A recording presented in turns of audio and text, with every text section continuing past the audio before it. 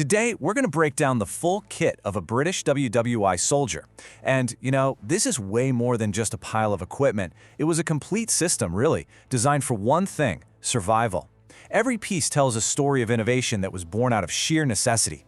So, let's get into it and explore the gear that defined the Tommy. Alright, first up, let's look at the most personal and, honestly, the most recognizable pieces of kit. We're talking about the uniform and the helmet, a soldier's very first line of defense against both the enemy and the elements. Now, you've definitely seen this helmet before. It's the iconic Tommy helmet. And while no, it wasn't going to stop a direct bullet, its design was pure genius for its real purpose. See that wide brim? It was specifically made to deflect the deadly rain of metal fragments, shrapnel, from exploding shells coming from above. That was a hard lesson learned in the trenches of World War I that was still incredibly important in the Second. The change in the uniform was, and I mean this, a total game changer.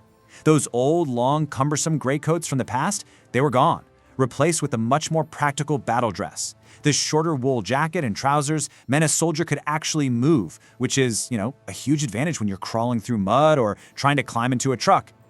Of course, a uniform is really just the base layer, right? A soldier had to haul around all his ammo, his water, his food, his tools. And that brings us to the really clever system that held everything together and kept it all within reach, even in the middle of a fight. And that system was the pattern 1937 webbing. Instead of heavy leather, which a lot of armies used, the British went with this pre-shrunk, waterproofed canvas. And let me tell you, this was a brilliant move. It was way lighter, it was cheaper to mass produce, and it just worked so much better in the damp climates of Europe or the humid jungles of the Far East, where leather would just rot away. Okay, so we've covered what a soldier wore and how he carried all his stuff. Now let's get to the tools of the trade, his weapons. At the heart of it all was the Lee Enfield No-4 rifle. Now, while other armies, like the Americans, were starting to issue semi-automatic rifles, the Lee Enfield had a secret weapon: its incredibly smooth and fast bolt action. A well-trained soldier could fire what was known as the Mad Minute. We're talking up to 30 aim shots in 60 seconds. That could genuinely compete with a semi-automatic weapon. This thing was rugged, dependable, and an absolute legend of the war. But of course, it wasn't just the rifle. The soldier's arsenal was incredibly diverse. For that frantic, close-quarters fighting, you had the cheap, simple Sten submachine gun, which could just spray a room with fire. For pinning the enemy down, the super accurate and reliable Brand light machine gun was the anchor of the whole squad.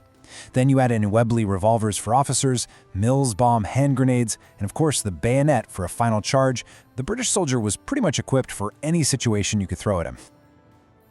Combat could be just a few moments of absolute terror, separated by long, long periods of marching, waiting, and just trying to survive. And that's where the rest of a soldier's field gear became so important. So, if you were to look inside his haversack, you'd find the absolute essentials for staying alive. You've got your water bottle, mess tins for food, and an entrenching tool so you could dig a life-saving foxhole in a hurry. And then there was the gas mask, a really grim reminder of what modern warfare could be like. But here's the thing: all this gear for fighting and surviving doesn't mean much if a soldier is wounded or can't get his orders. A soldier's individual kit was really only one part of the whole equation.